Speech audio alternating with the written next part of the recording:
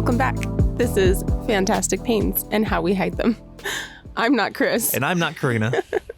But we're here together. As usual. To do some solo time. Because I know we promised you a guest again, but later. Right. So we're having some downtime today. Yeah. Everyone's taking a break. Yes. I think we overloaded Lulu. That's what it is. It was just too much. Never mind all the other factors. Yeah, no. It was me. I was too much. Wow. That sounds like personalization. That sounds I was about to say that's some bad self-talk. Already falling into the topic of the day. Segue. You can't segue before the weekly recap. Right. And if you're watching us on YouTube, you can find us on Spotify and other podcast platforms. Mm-hmm. And likewise, you can find us on YouTube if you want to watch the action in real time. Stupidness. Yeah, it's fun. It can be entertaining. It has its moments. Yeah. Because if you don't watch, I just beat the shit out of him all the time. So it explains the yelling. There's that. It's one of those If I have days. No views, we're shooting in the next one where I'm like, we are definitely on one. It took us really 30 minutes to get going. And then we really got going. Yeah. So we're awake and it's everyone else's problem. Mm-hmm. So I think that brings us to time for the weekly recap. Check in. Mm-hmm. I can't keep track of days I'll at go all. first because I can remember. Okay. I did doctor's visits this week. I did a lot of doctor's visits. I had I saw Dr. David, and that went really well. That was really good. I love talking to him in general. He's just so down to earth. Cool, dude. Like, you can be just real with him about what's going on. Mm-hmm. So, like, if something's not working or if you think you want to change something, he'll be like, okay, cool, let's try it. That's awesome. You know, I like those relationships. It's hard to find anybody who's like that. Yeah. Well, I have 3 doctors now that are all, like, on board. Yes. And they're all different practices, but they know each other. So it's the multidisciplinary team. It is. I've built the team finally because I have psych on board. And Libby, I haven't seen Libby in a while, but I'm going to see her next month. I forgot about Libby. Oh, I can't forget about Libby. She's too awesome. important. So I'll have Libby, Dr. Anna, David, and then Dr. Bomba as our primary care. Nice. And I saw Bomba 2 days ago. Okay. Or was that yesterday? It was yesterday. Yesterday. Holy crap, that felt like a long time ago. Well, you had 3 appointments yesterday? Yeah, I had blood draws and imaging. contrast imaging. More imaging. And then we did the live. Yeah. Anyway, so back to David. It was great. And then I saw Dr. Anna that day and I shared the podcast with her. Hi, if you're still watching. I'm surprised you stuck around, honestly, because it's chaos here. I'd say I'm sorry, but I'm not. But she offered to come on and talk about something. Which would be really cool. It really would. Yeah. I would be so down to talk about like addiction or like any of the things that she mentioned sound like amazing to dive into. But yeah, that was really, really good just to catch up and see everybody. It was one of those just like do your normal check-ins and there's no major things other than the blood draws and the imaging. Because next week I have spinal, like my Brain and Spine Institute. Oh, okay. I was like, I thought you meant spinal as in they were gonna poke around. Oh, I wish. I was like, don't do that. Not the like. Yeah, no. Yeah, not injections. I want to get them to do the surgery. If there is a surgery to be done. Yeah. But I'm feeling kind of pessimistic. So like I have this constant symptom, right? Like my feet are numb and tingly, and it gets worse and it kind of gets better, and it. That's a constant symptom. But even while having that, my brain's like, well, your back doesn't hurt right now. Oh, yeah. So, I mean, I'm heavily medicated too. Like I'm on all sorts of different things, but my back not hurting makes me just instantly believe that I'm making it up. Like there's nothing there. It's that same thing that our brain does where you're like, you wake up and have a good day and you're like, nothing has ever been wrong with me ever. I'm totally fine. Yesterday. Oof. I'm sitting in the MRI sweating and dying, and I'm like, they're not going to see anything. It's going to look better than surgery, like pre-surgery. And it's going to look like a fucking newborn spinal column. They're going to be like, it's so pristine in there. We need to take pictures for science. No. Doubtful. But yeah. And then we did our live yesterday. Mm-hmm. And that was really good. It was nice to catch up with everyone. Yes. Thank you for joining. Yeah. And it was really good. Yeah, it was a good day. Good week. I mean, a lot of fatigue. And it just seems like I have a cycle now where like the beginning of the week is really fatigue driven, and then the later half of the week is busy, get things done. Right. It's like try to catch up. Yeah. From the beginning of the week. Yeah. Mm-hmm. That's where I'm at. Yeah. What did you do? So Monday, I was supposed to have my shoulder appointment, and that didn't happen because the doctor was sick, so they rescheduled for this coming Monday. So. We will see. Let's see. I don't think I had anything too crazy. I had a couple workouts, which was really good. Yep. And massage, which was awesome. And he's out on his own and he's thriving and doing really well. And I told him, I was like, you deserve it because you have earned it. Yeah. And people stick with you for a reason. Mm-hmm. Well, that was the vibe I had when I was talking to the nurses at MedNow with Dr. David, because they're all from New Health, and they all know Anna. So like I was talking about how I see her, and they're like, "Oh, how's she doing? Like, say hi for me." And I was like, "Oh, I will, absolutely." Yeah. And then she had the same reaction when I was talking about them. Yeah. But I love that. It's nice when they go out on their own and they do well. Yeah. Well, they're still giving out his phone number when people ask, but they are. I think it's more than they thought. It's a good problem to have. Right, exactly.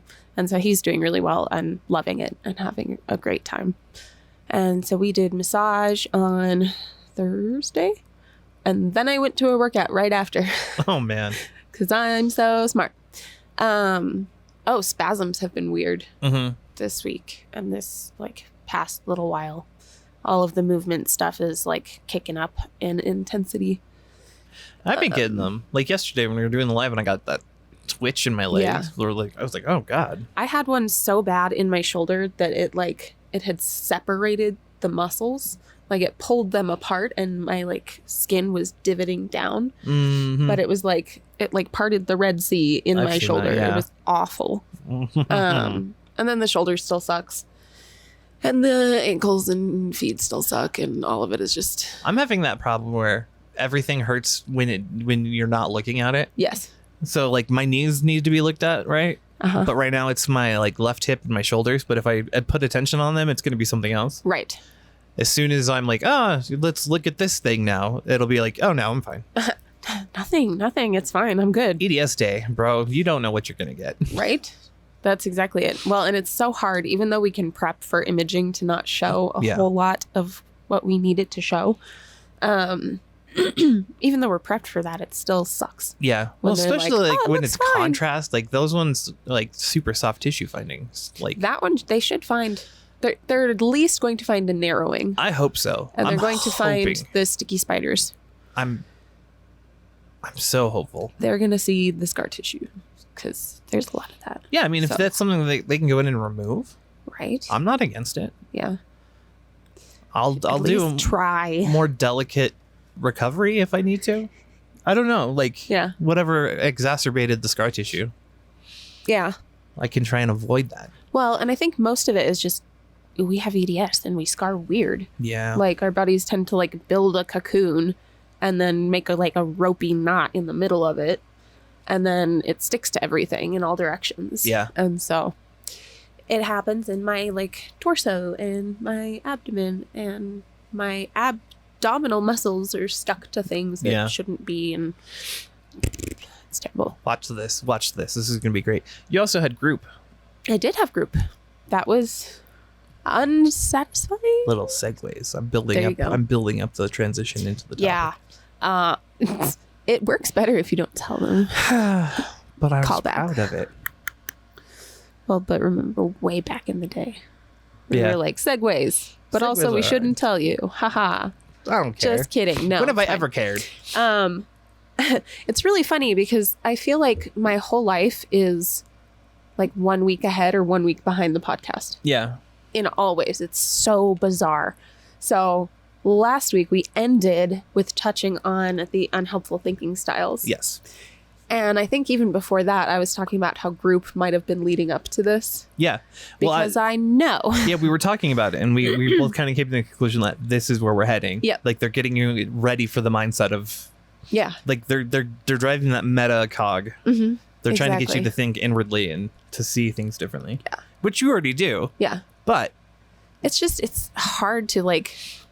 I want to hit the gas and they want to like slowly ride it out.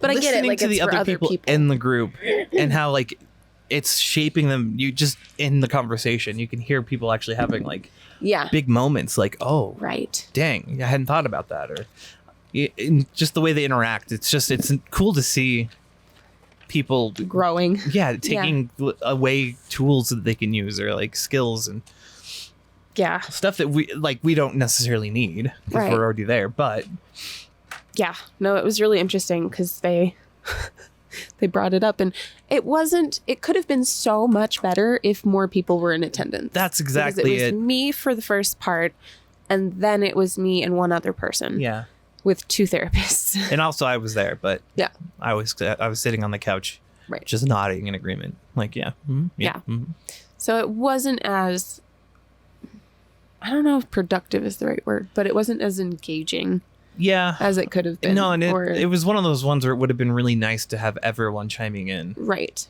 Like, that's the whole point of group, is to get everyone's point of view and see, like...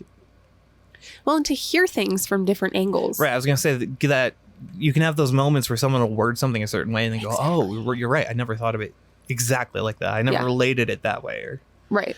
Oh, I watched the moment that it hit me last week. That was so funny. Because I was just like... Did you see my face? Whoa. I was like genuinely concerned. Like, you good? And I was like glossy-eyed. Oh, it was... I told you, it hit you hard. Yeah, I was like, excuse me? What did you just say? What? That's why I was like, do we need to take a break? Like, is this... No, it's like one of those, like, your brain comes to a screeching halt and is like... Duh. Yeah. Duh. But also profound and also duh. Like, yeah, it was good. But it takes, again, those many voices to get us all to those points, because doing things one way is not going to benefit the majority. Yeah. Well, and that's not how that works. That's how we're kind of running. I guess this season's been a lot about talking with a lot of people, right? Yeah. Like, we didn't start out with a ton of interviews, but we're trying to get all the input that we can from other people and their experiences. So, like, having Lulu on was really great for the trans opinions and the autism view. Yeah. Like, hearing her relate to things just is wonderful. Yeah. And I'm so excited to have both of them on, both Summer and Lulu. Oh, it's going to be so good.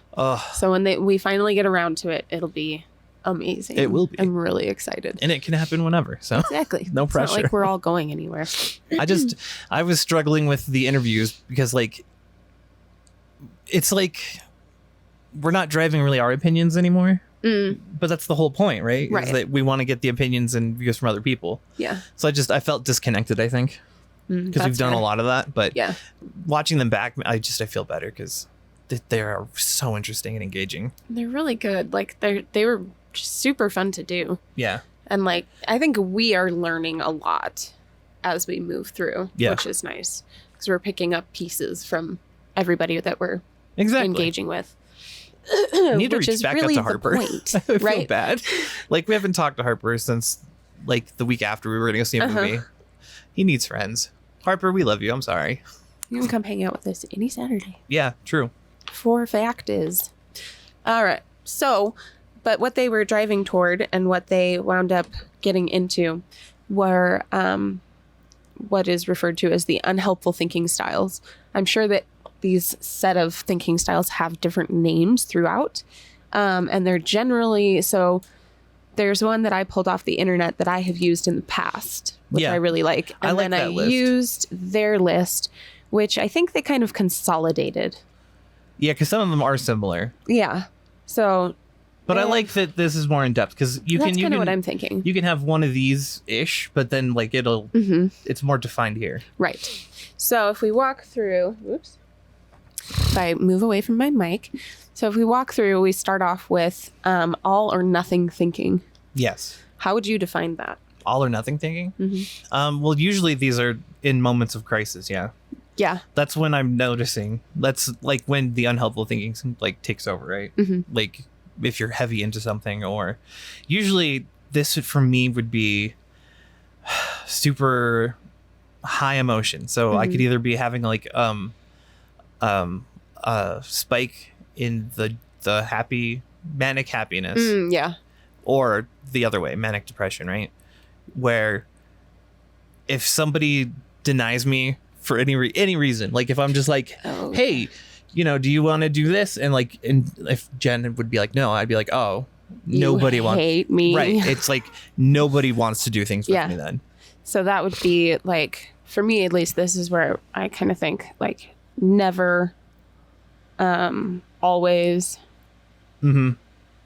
like everyone. All the yes.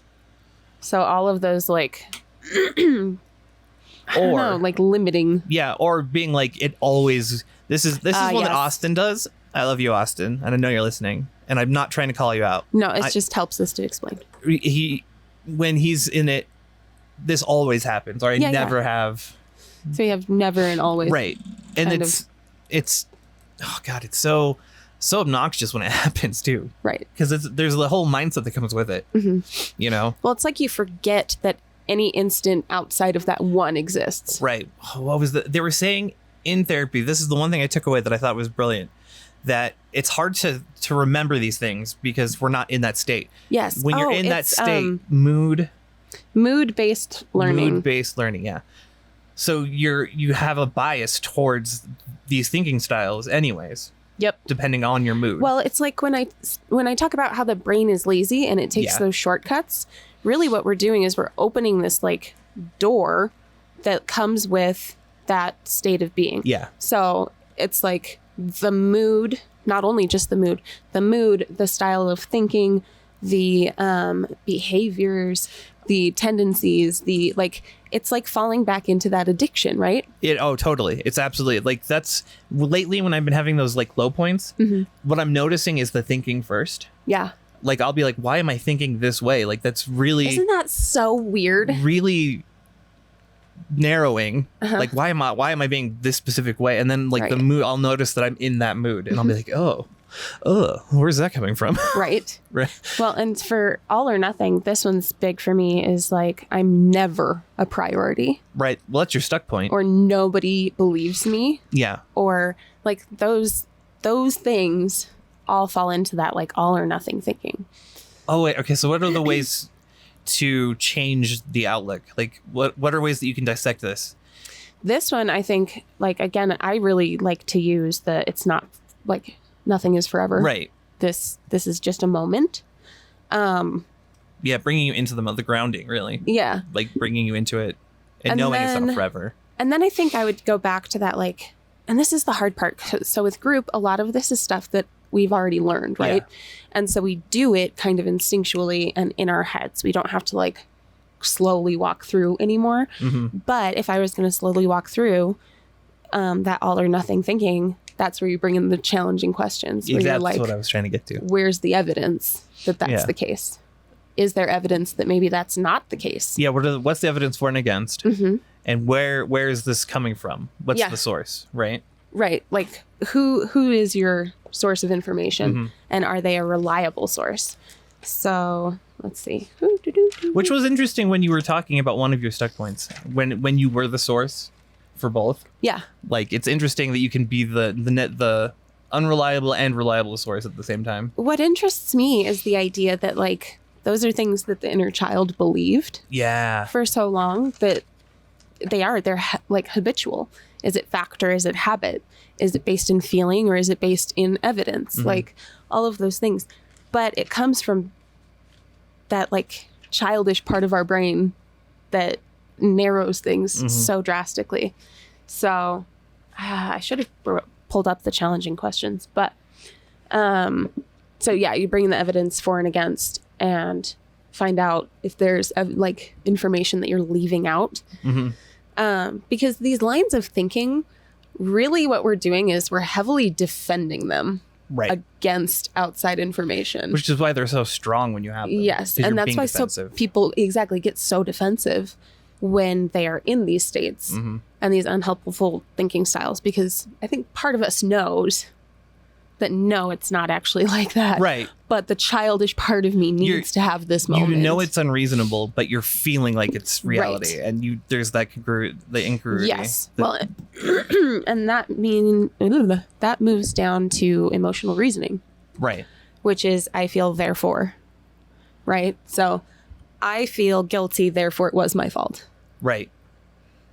That one, I mean, the example they gave was someone who's in an accident, right?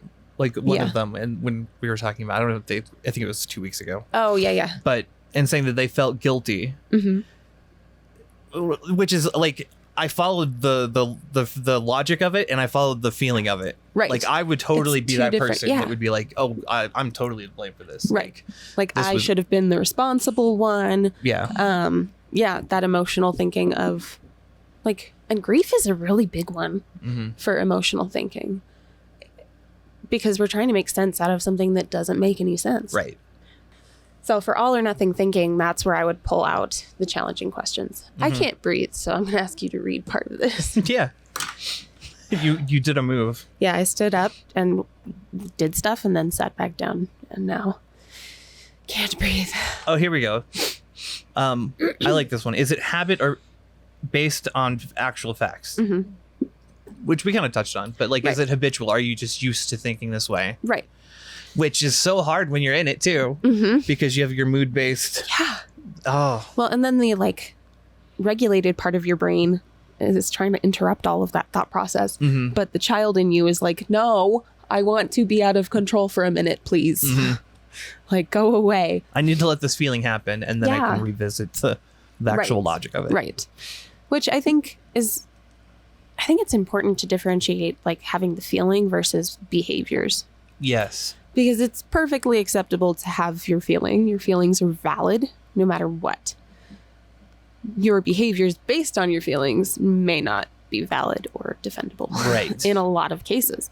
And they're not the same. It's not the same to say, like, I feel a way, so let me have my rampage because you're not letting me feel my feelings. Right. That's not at all. That's not how you feel your feelings. No. You can feel your feelings without being self-destructive or socially destructive or... Right. Yeah. So, big difference there. It is okay to say, like, I feel this way. Not so great to feel like you need to act away because of it. Right.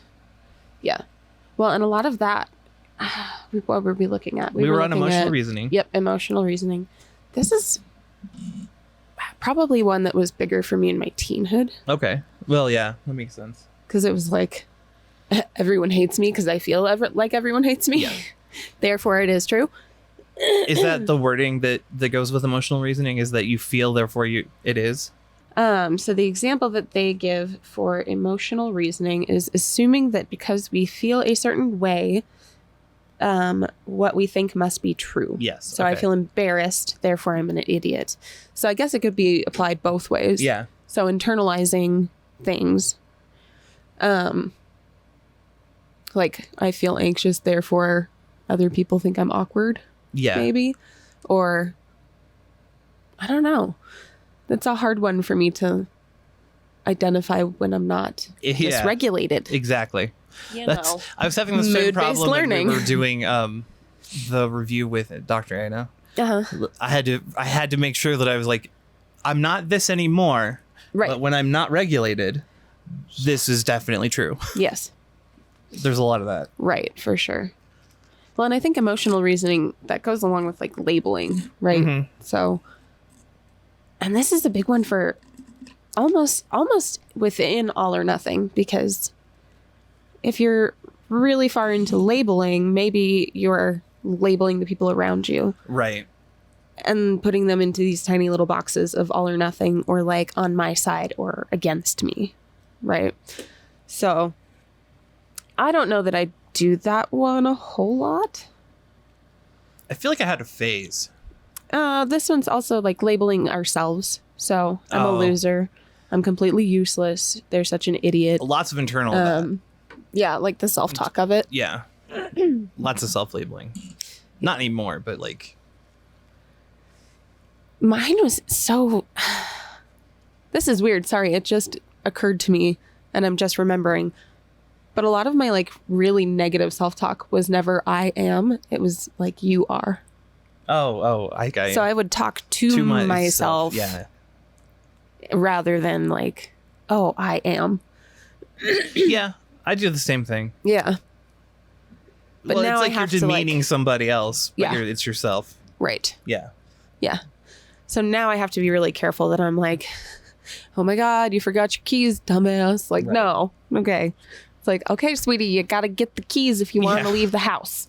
So that's more of the tone of my self-talk these days. And I try to stay away from labeling because, like we talked about in the last episode, I feel like we don't stay what we are in the moment. Well, it's not productive labeling.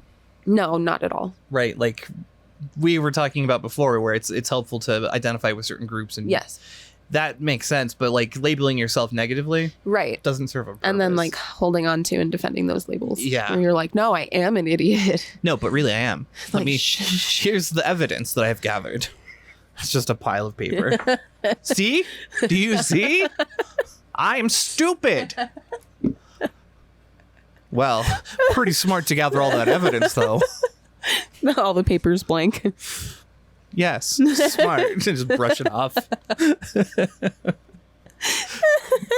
Because you have no evidence. Yeah. Haha.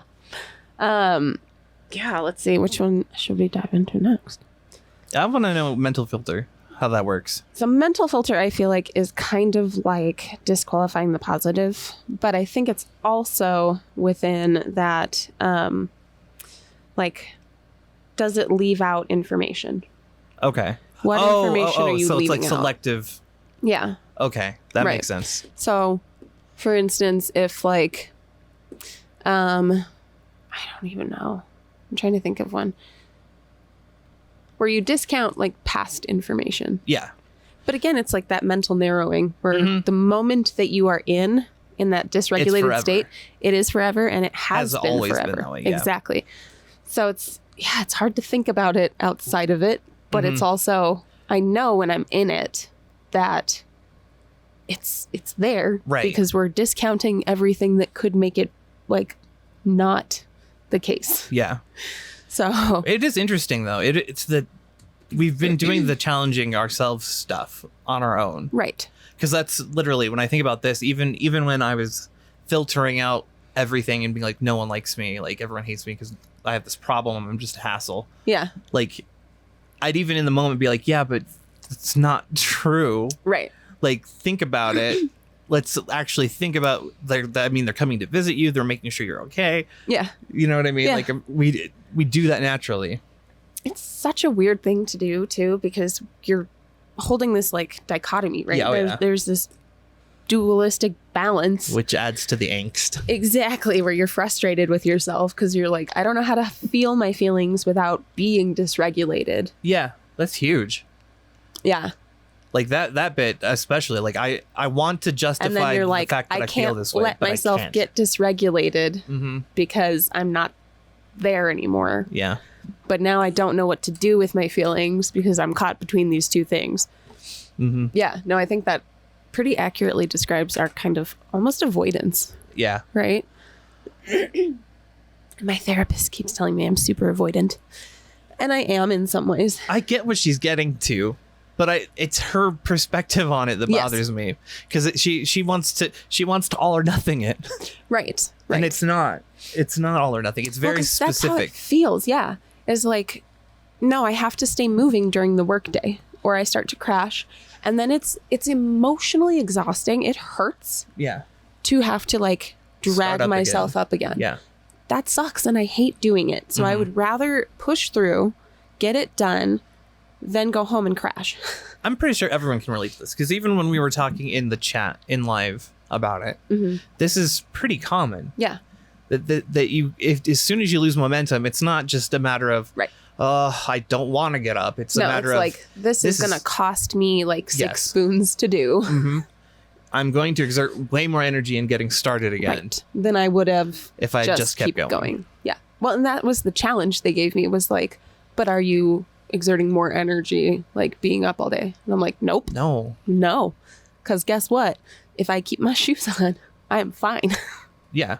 I literally just have to stay in that like mode, right? Like you have different boxes for different things, which is so weird because I never thought of myself as like a compartmentalized person, but I definitely am. Yeah, going through, order to be functional. Yeah, I was gonna say once you break it down and you start seeing the skills, that's I think the most interesting part about group is that you're learning that you have. Right. Like you're identifying the skills more specifically. Yeah. Which kind of reinforces them. Which is so weird to like be told that, yep, you're doing good. Yeah. You're doing okay. So we kind of talked about this one. Disqualifying the positive. Oh, yes. So like, I'm an idiot. No, you're not. You're all of these lovely things. No, I'm not. Like, oh, that doesn't count because. And I think you did a lot of this at the beginning of the podcast. Like hearing that people liked it. Yes. And then being like, well, they only like it because they don't know whatever. Exactly. Or, yeah. Well, now you know everything. Well, okay, so up into 37 subscribers, I was like, that's everybody we know. Like, this is only people we know. There's no way someone else found us and likes us. Yeah. And then is it like, as the number gets bigger, I'm kind of forced to accept the fact that maybe people enjoy this for what it is, which is thank you.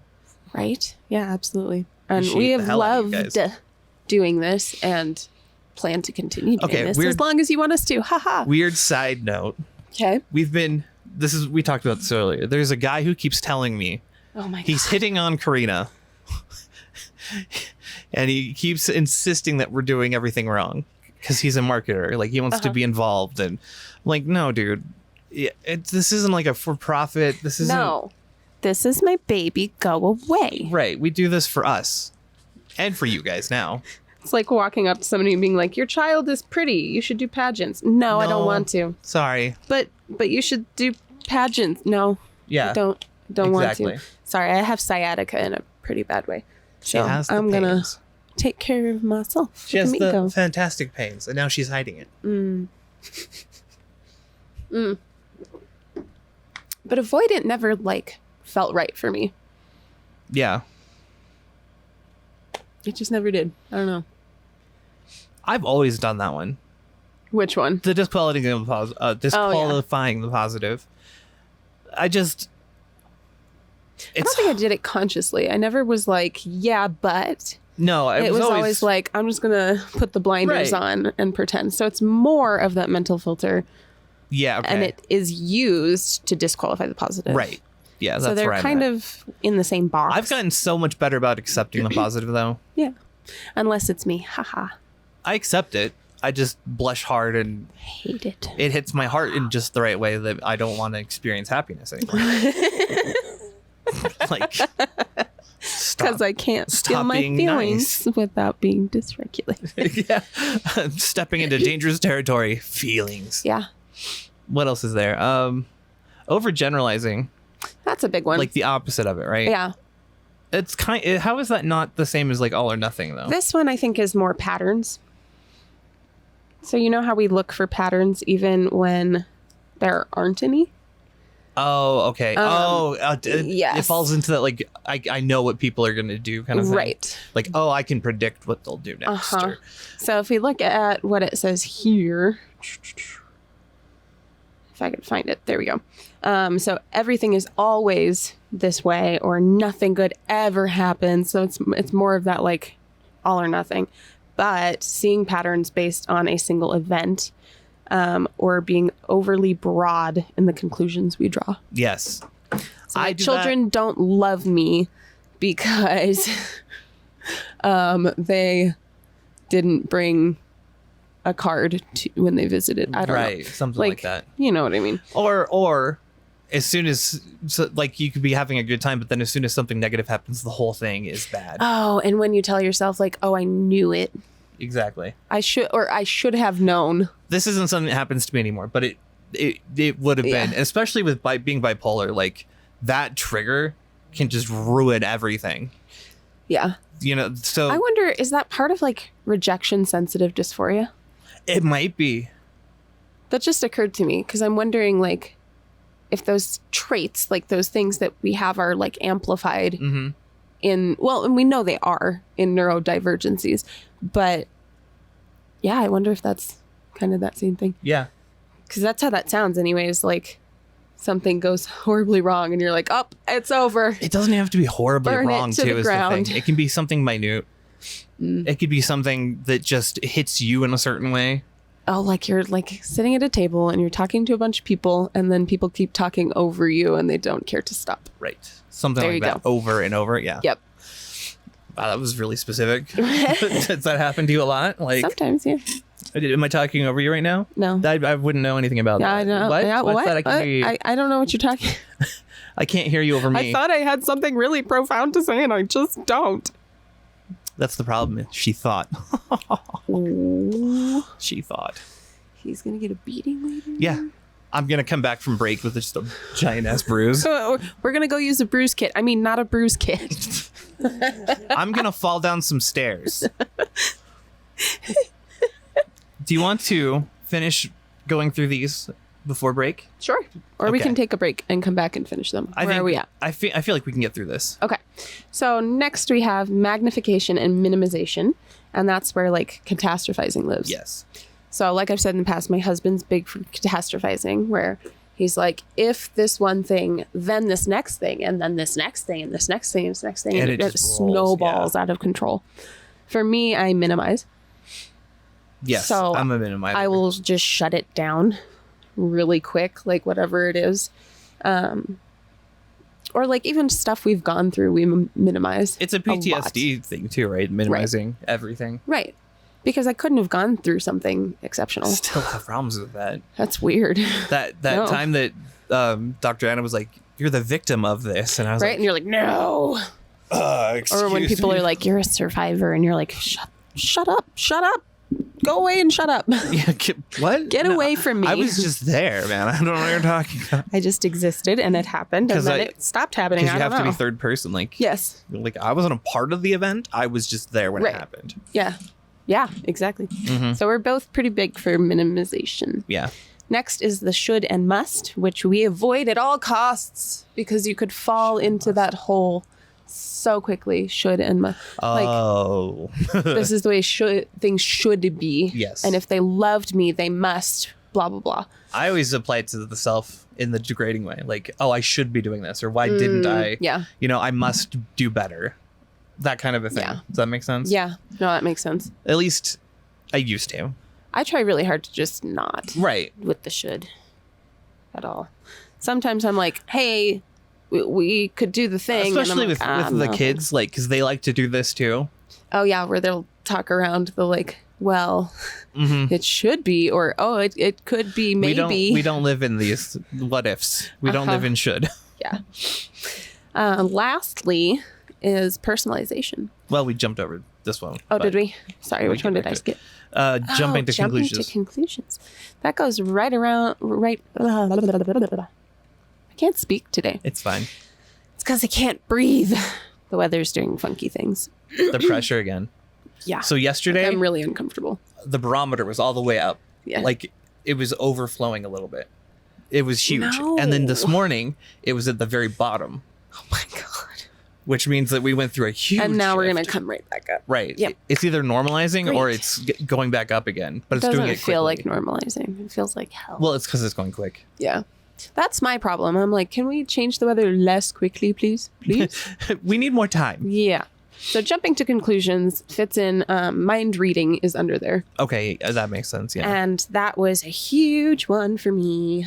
Because I was big for like seeing patterns where there weren't any. Yeah. And I was big for people love I can understand patterns. People, or I have a good concept of understanding of people because we're emotionally intelligent people. And it's really tempting to be like, oh, I know what they're thinking. Or what they're saying or what they're doing or how they feel about me. What's even better is when you start reinforcing your beliefs about something because you're seeing the pattern. Yeah. Like, oh, they're going to do this and then they're going to do this. And when that happens, you're like, it's not for any reason other than the bad things that you assume. Yes. Yeah. Well, and we're only looking for patterns in the bad things. Yeah. We are completely like disqualifying all of the evidence against. Mm-hmm. So anything that it's not like confirmation bias goes out the window. And now we're on the last one. Yes. Personalization. That was another big one for me, which was like people hate me and their behavior must be because they hate me. And they forgot because they don't love me enough to remember, or like personalization, taking everything personally, making everything. Well, it's very much about making it about you. Yes. Well, and it's very much this narrowed view of like forgetting that people are whole people and have their own lives with their own complex array of things. Exactly. Yeah. And that we only see them in these tiny snippets of existence. Yeah. And it's not like they stop existing when you stop looking at them. Mm-hmm. So there's permanence. A lot more. Exactly. I feel like a lot of people I know have person impermanence. Yeah. Yeah. They're like, other people don't exist unless they're right in front of me. Hooray. I get that way with my online friends. Like, 4 days in a row you don't see them. You're like, oh, they hate me. Mm-hmm. I said something to piss them off. Shit. Yep. I feel bad because I did that this week. I took like 4 days off where I just rested because I've been dislocating my knee while sitting. It happened 2 days in a row, and I was like, okay, I'm going to rest it. Ow. So I iced it and raised it. And he even had a brace out. Like a good boy. I'm a good boy. I wore it once. I wore it. You did wear it. Where credit's due. You didn't just look at it, and then it was fine. It was good. So, that's kind of where we're heading with therapy, and I'm not sure what this is going to look like next. I'll have to take a peek ahead. I really want it to go towards like... It's all framework for seeing the outside in kind of thing. Yeah. It really is. It's a guide to metacognition. Yeah. I feel like that's the point. Mm-hmm. And that's really, it's fascinating, but it's also moving more slowly than I would like it to. Well, people need time. Yeah. And especially when nobody shows up for fucking therapy. Right. That makes it hard for the rest of us, guys. Yeah, because next week you're probably just going to end up doing more of this. Again. Yeah. And then I'll be the example because homework. You're the shiny pupil. No. Anyways, we need to go on break. Yes. It is time. So we will see you guys in a moment. But first, you got to do some stuff. Mm-hmm. What do they got to do? They need to take a break. Yes. If you're in the middle of something, it's okay. Take 5 minutes. Don't think about anything. Yeah. Just be. Go get some water. Oh, yes. Take your meds if you forgot. Yep. Have a snack. If you haven't eaten today. Yeah. Obligatory, you are a snack. Don't you forget it. Mm-hmm. And if you haven't yet, like, share, subscribe, and join our Discord with our lovely Discord family. See, that part doesn't sting me. I can say join my Discord all day long because I love those humans and they're the best. Yeah. So shout out to those of you who are with us, and hi to those of us who might be joining us. Yeah. And then we're going to go do some self-care stuff and we'll be back. So take care of you and we will see you in a moment. Bye.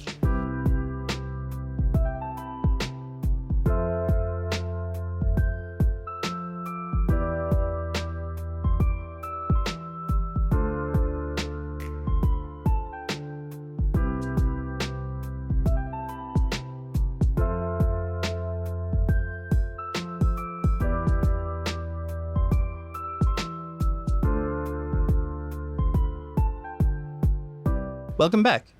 How was your break? Did you do the things? I hope you did some of it at least. Right. Took some new time. And if you didn't do some of it, maybe make a time. Make a time for yourself to do that. Yeah. Because I understand if you can't interrupt a task. Very true. But make sure you take a break between tasks. It's important. Mm-hmm. Good for pacing. Says the woman who can't take a break. I'm doing much better at taking a break between tasks. Yeah. I just can't break in the middle. Yeah. Yeah. But if I set myself like vacuuming as like a whole task, but it's like several mini tasks. Right. And so I can break between that, which helps. That's a good way to structure it. If my brain thinks of it as mini tasks, then I can take breaks between the mini tasks. Right. Which makes sense. There you go. All the hacks. Brain hack. So along with the unhelpful thinking styles, we wanted to get into the challenging questions worksheet, or the questions that they have for me, and how we kind of developed them intuitively, and how it really plays out in life. Like, it's so amazing to find like a stuck point, or to find a habit that you have that's negative, and then to be able to work through it every time it happens. Right. So you kind of bully it out of being there. Right. That is a really good way to put it. Because, so, and again, like that dual thing where you hold two beliefs at the same time. Right. And obviously, if you've got the other belief, you know one of them is wrong. Yes. And so you're like, I know it's not right. Darn it. Yes. But yeah. Where do you want to start? All right. So the first one, which we talked about a little bit, is challenging the beliefs based on evidence for and against it. So for mine, yep, I have the self-evidence, which is for it. Yep. That anytime I start needing things, it takes away from other people's experiences. At least it's how I interpret it. Okay. You know, it's not a fact. Okay. Because I've kind of already worked through this. Right. Against it is that people have been able to meet my needs and nothing has changed. Right. Like nobody has suffered. So yeah, there's been no consequence for other people. Right. Right. You or know, like a consequence in seeing their behavior toward you change. Exactly. Right. That makes sense. So the next one is it a habit or based on actual facts? It's got to be habitual, right? Right. So if it's something, I feel like if it's a stuck point, it's habit. Yeah. Right. It's something that we have like approached in working through things and then fallen into the same hole. I feel like this question is just to kind of bring you out of it too. Right. It's all going to be habitual. Yes. And it's just, this will bring you to the fact that it's not factual. Right. Right. What's the next one? In what ways is your stuck point not including all information? So this discounts people wanting to help me, people caring about me. Yeah. Right. Like, because they might need to help me. Like that might be on their list of things to do, is to help take care of me. And I discount that completely. Right. With that thinking. Again, already kind of worked through it. So yeah. Not currently fighting it. And then let's see. Sorry, my voice is going. Does your stuck point include all or none terms? So this is the shoulds, coulds, always, never, so on and so forth. Yeah. So I don't think yours has any of that, but it's needs generalizing. Needs kind of feels finite or final. Does that make sense? If I have my needs met, because that's like your base. Oh, for you to like have needs would be selfish. Mm-hmm. Oh, okay. Well, that I think is a different stuck point altogether. So I'm going to write it down because this is interesting. Yeah. Having needs is selfish. I'm so shellfish. Yeah. No. I'm the shellfish. The shellfishist. Let's see. So all or nothing terms. I guess that like is because we're not leaving room for anything. Right. And like I'm taking away from others like you are always doing. Yeah. It's probably motion at my front door. Oh, okay. What's the next one? So this one just really helps you to identify what terms you're using that might be damaging. This is the story one. In what way is your stuck point focused on just one piece of the story? Yep. So let's say that I need someone to grab my meds or something because I can't go upstairs at the moment. Then I would just be focusing on how I'm intruding in their lives, I guess. Okay. And not how, if they're going up the stairs anyways. Oh, yeah. Okay. Right. Like just discounting that they could be going up there anyway. Like right. It wouldn't be an inconvenience. Exactly. But you've already decided it's an inconvenience. Yeah. No, that makes sense. I think for me, in the having needs is selfish. Leaving out all the other information would be like all the things I do for other people. Right. And the fact that it's relationships and I'm not a burden on other people. Right. You're not just taking from everybody. Right. I'm not this leech.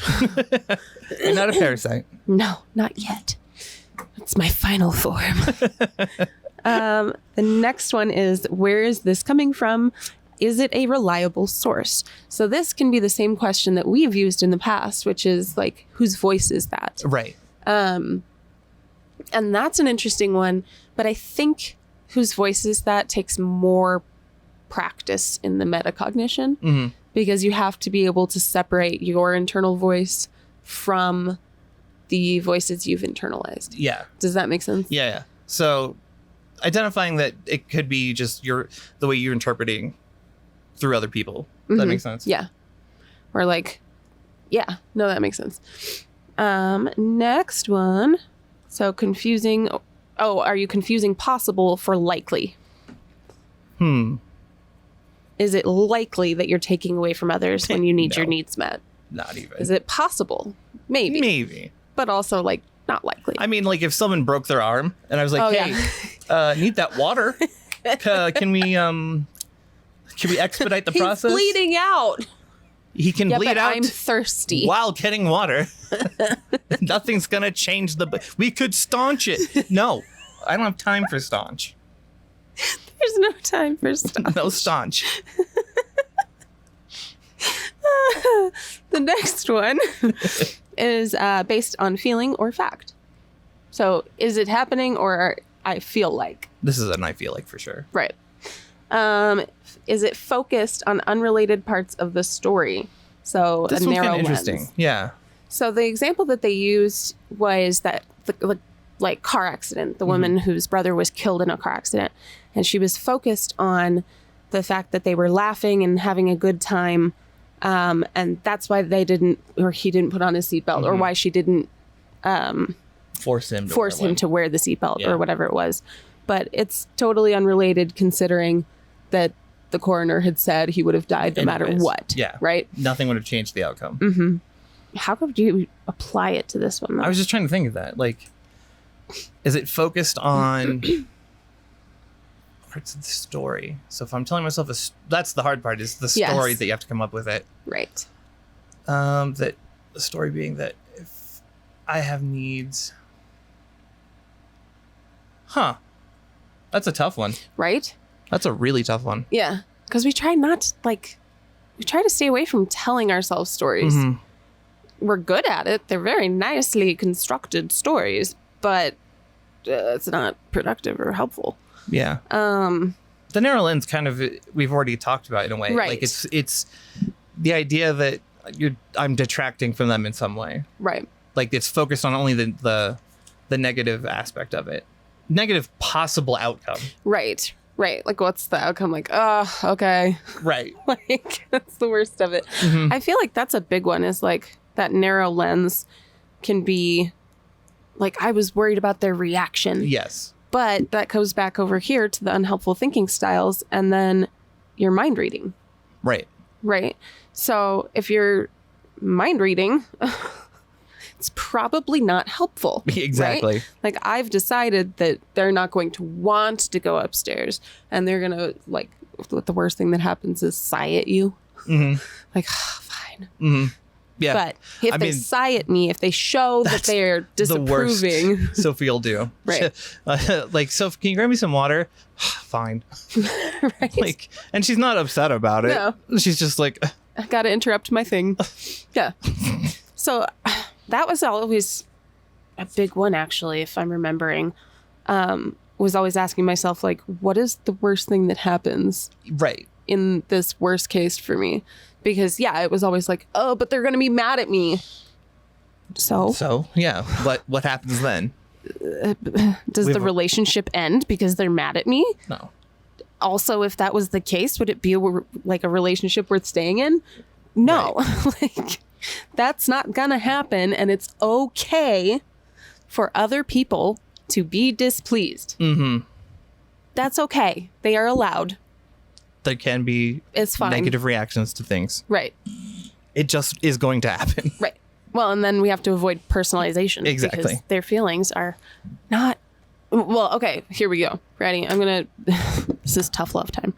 Oh, no. A, not about you. And B, none of your business. True. Very true. What other people think and feel even about you, is none of your business. That's a hard one for me. Right. Because I like to personalize. Yeah. Because I want to assume that I'm having like a positive effect on people. Oh, yeah. You know what I mean? So like, it's easy to be like, ooh, it's positive personalization. So I kind of had to go back and do that in a way. Because it was one of those, like, if 3 people at a party tell you you're drunk, you probably shouldn't drive. Right. I kept hearing from people that I was great. And I was like, no, I'm not. No, I'm not. No, I'm right. not. No, I'm not. And then eventually I was like, okay, maybe if I just let that evidence stack up, then A, it won't be, like, conceited of me to accept it. And B, there's a body of evidence that says that maybe that's actually the reality. Right. So I think that was the beginning of my journey in, like, collecting information. And that's how I have lived my life for a while now, is like, I watch and I listen and I ask questions of myself and of others.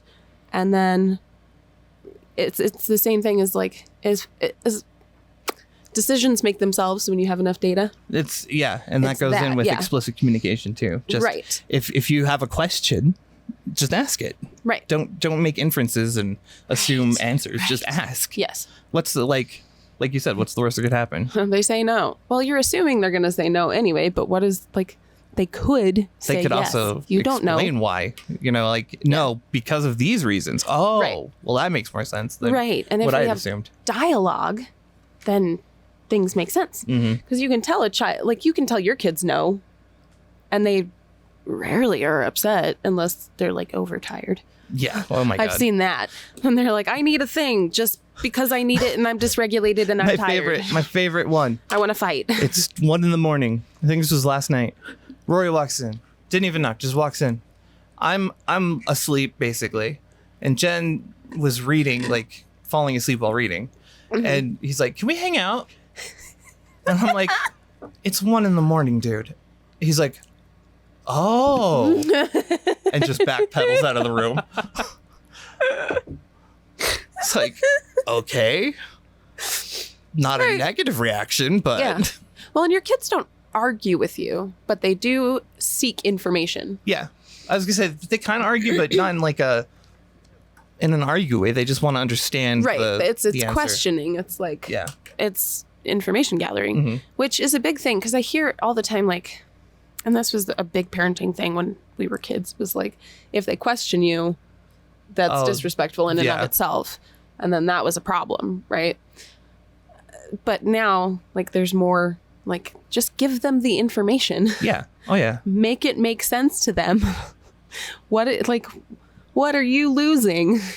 Well, I mean, we're so straightforward with the kids. The other day, Jen hadn't taken her Adderall yet, so she was scatterbrained anyways. And Sophie was pressing her for an answer on something, and Jen was like, "Let me take my meds and then I'll get back to you." And then Sophie was like, no, but real quick, could you, it's like, let me take my meds and then I'll get back to you. Yeah. Jen had like just straight up, this isn't gonna happen until I'm medicated and regulated. Right. And I'm not having this conversation right now. Right. We will circle back. Yeah. Thank you very much. I love it. But why can't we as adults do that for ourselves? True. Like, it falls in that should, must, especially in our relationships where we're like, if they love us, they should.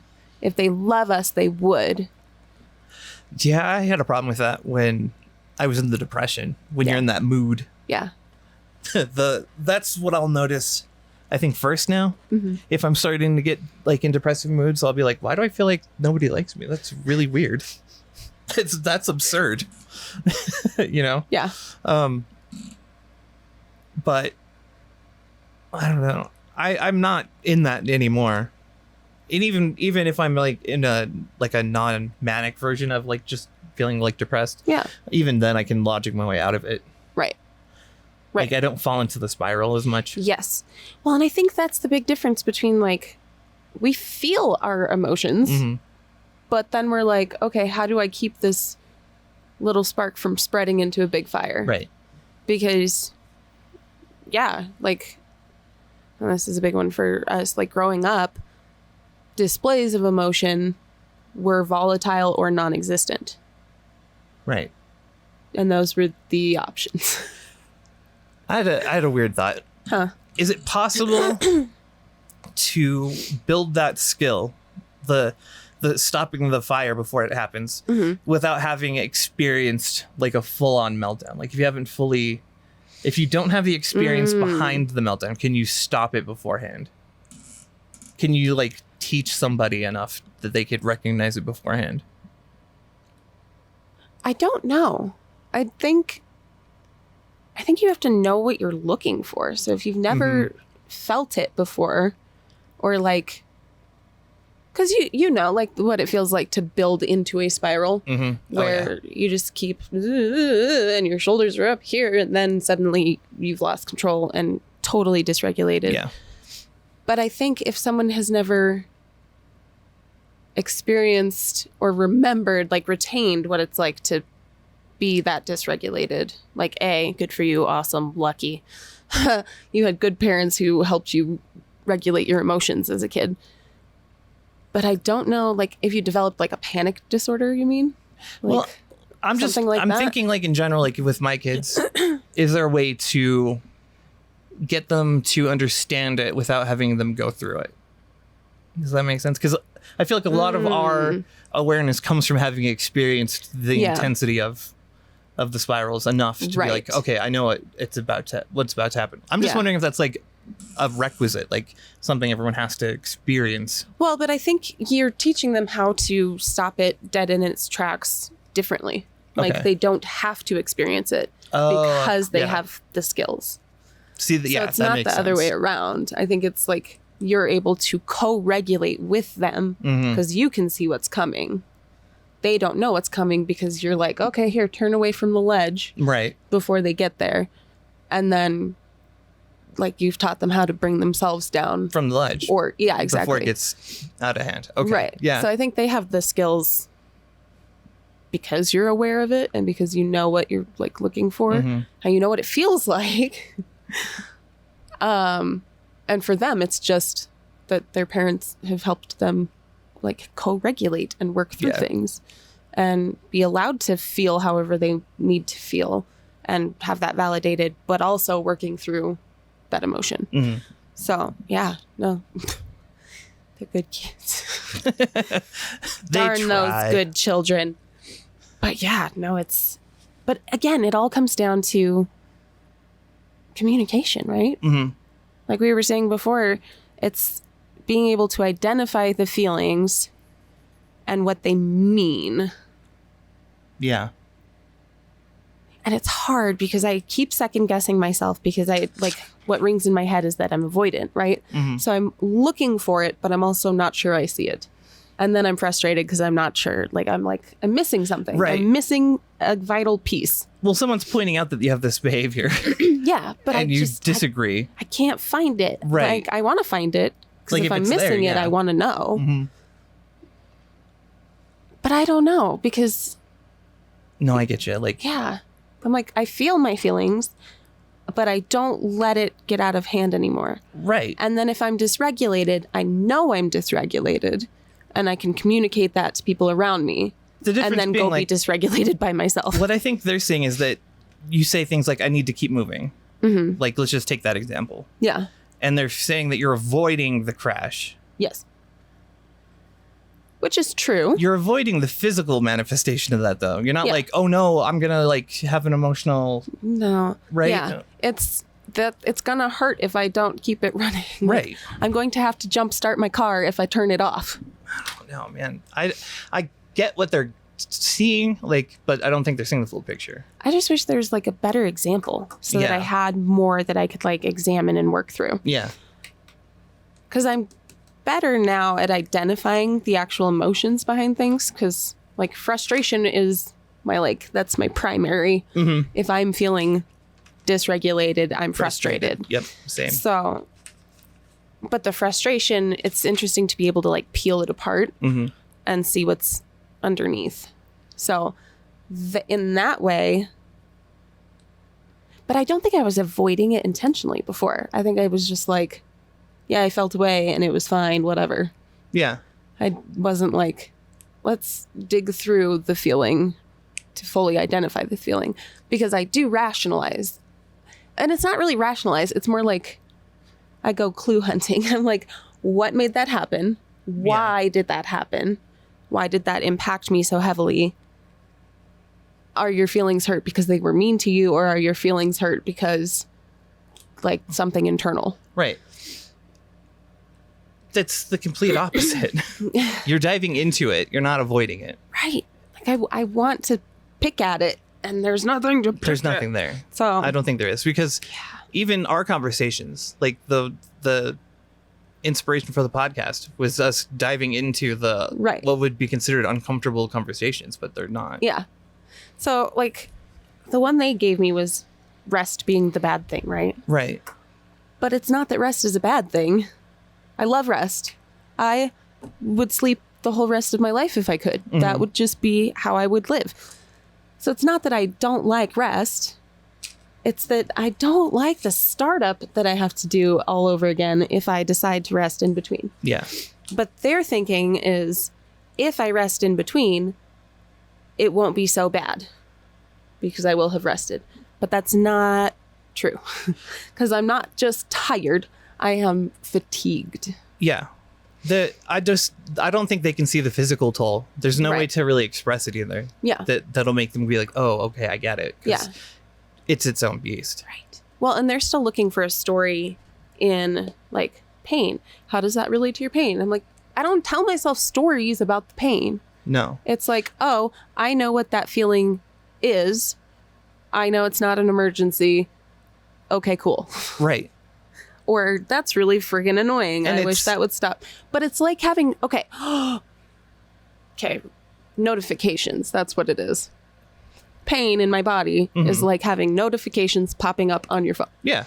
And then I look at the notification and I'm like, oh, fuck it. And then you clear it. Yeah. And then once you've acknowledged the notification, like it's all background. Mm-hmm. That's why the new ones are so like startling. When it's a new pain, you're like, oh, wow, okay. Right. That's like having like a weather alert pop up on your phone. And you're like, whoa, buddy, I can't turn this one off. No. What is happening? Yeah. I don't know. And it's different. It's different with, I think, CPTSD in and of itself is tricky. Mm-hmm. Because, again, we don't have a basis for normal. Right. We, to our knowledge, have always been traumatized, right? Like, we grew up traumatized. So, and the pain is the same way. So for us, we don't have... That's what I was going to say. Like comparison. There's no story to it. Their stories are to help people with a very specific situation, like an unfortunate event that caused all the pain or caused all the trauma, or both. Yeah. In most cases. We don't have that because it's just continual. Right. It really is. It's a notification. I mean, hell, the ending of the first half, we were both like, okay, I'm getting a lot of alerts. Yes. Time to do something. I need to restart my phone. Yeah. Hold on. Time to reset. Yeah. It's just, I don't know that they're trying to put you into a box that you don't fit into, really. Right. And it's not their fault. They're trying to work within like a rubric. And well, and part of it is that like they've not spent enough time with me one-to-one to really get it. Like Jackie was just starting to get it when she was like, let's do group instead of like solo. Mm-hmm. Just starting to understand that like I can handle pain. Yeah. As long as I'm not exhausted. If I'm exhausted, can't do it. Cannot do it. Okay, so here's the question then. If you're exhausted, do you avoid it? Do I avoid? Do you actively avoid doing painful things? No. Because you don't fear the pain? No. Right. Yeah. You just power through it. That's like what they're implying though, is what I feel like. Yeah, like there's no avoidance. That's like I've said before, like how do you avoid your shadow? Yeah. Well, I mean, you were looking at something to pick at. There's nothing there, dude. It's frustrating, and I feel like I'm either like snowing myself or other people, or I know. I'm like, am I being manipulative? What is happening? No. Like, what am I missing? Because there is no fear of the pain. Mm-mm.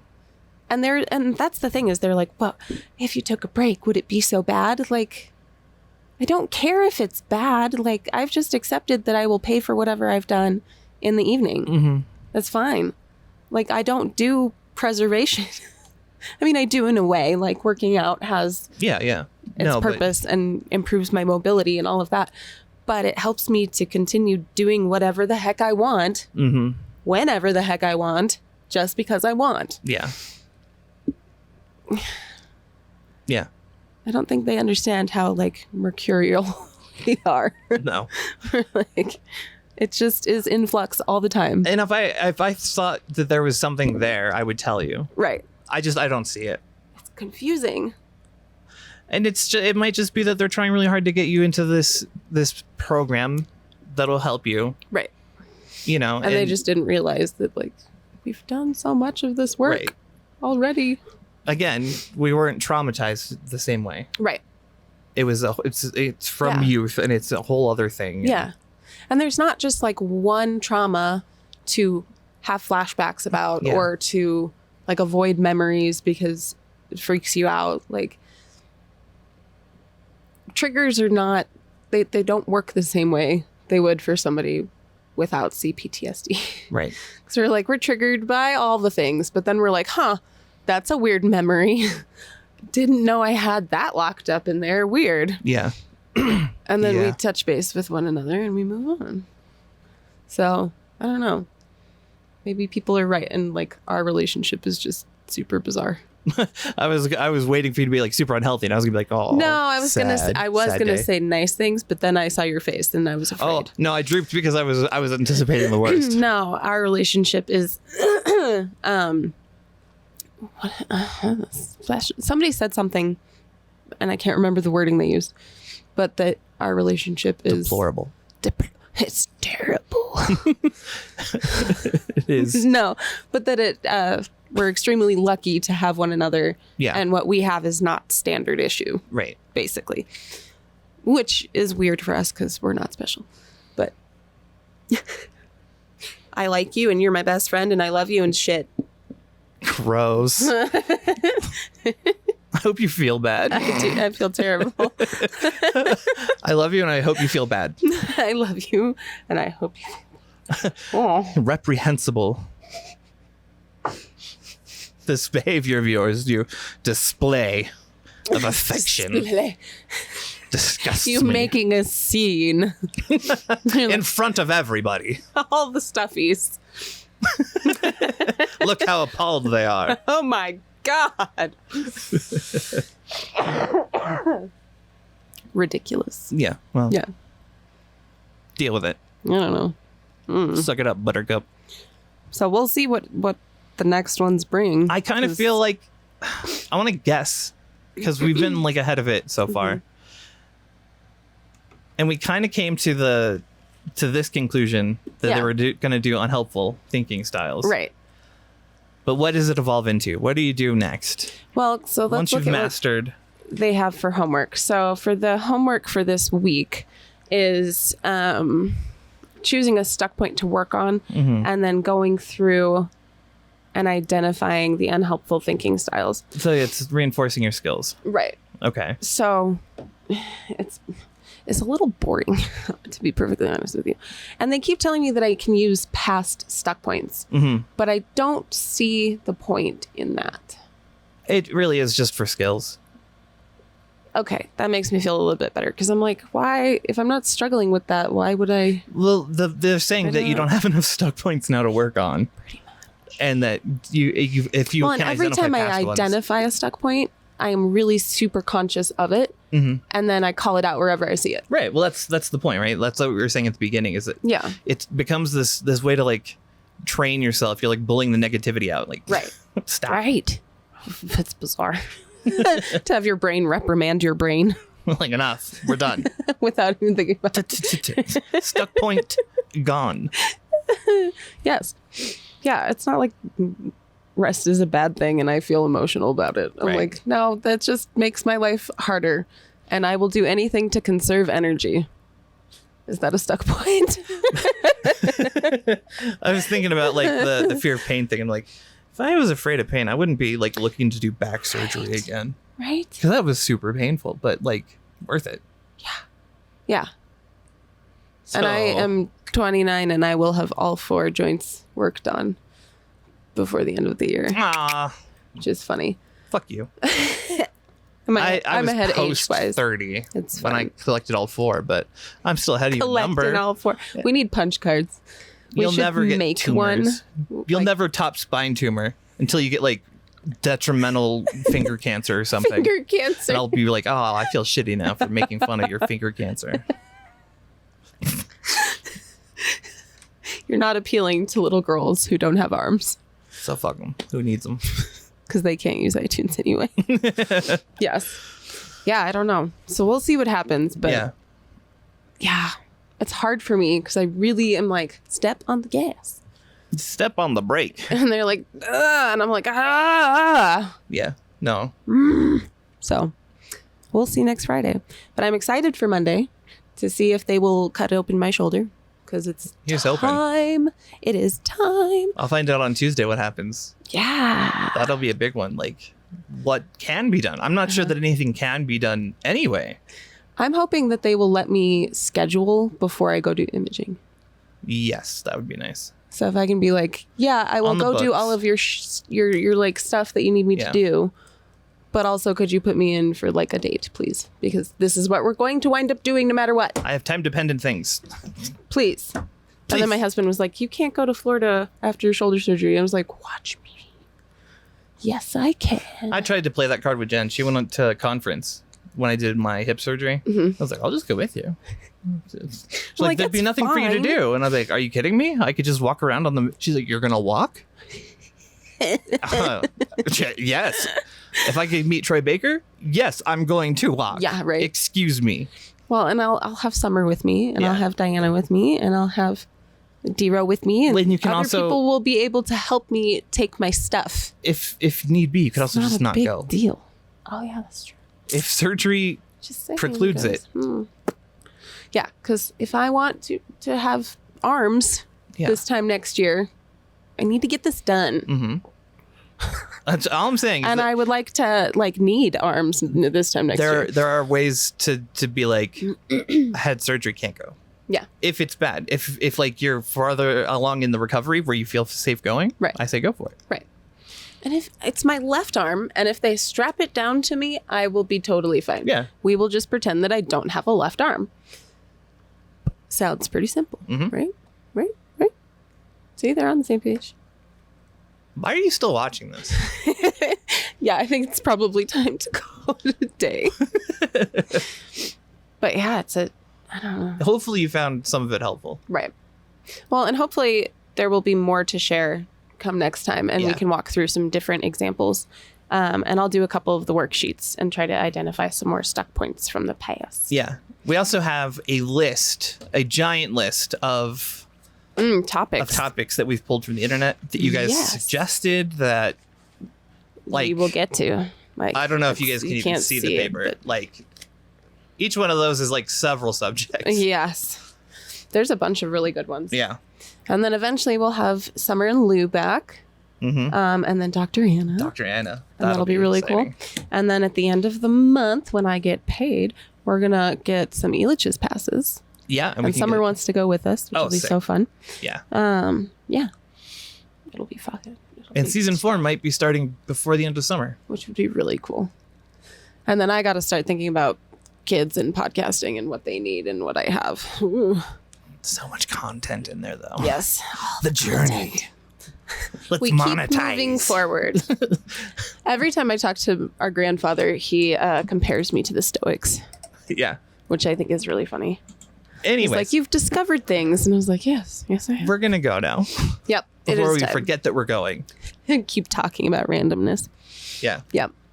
Well, thanks for coming along. I hope you found some value in this, if not just entertainment. Yeah.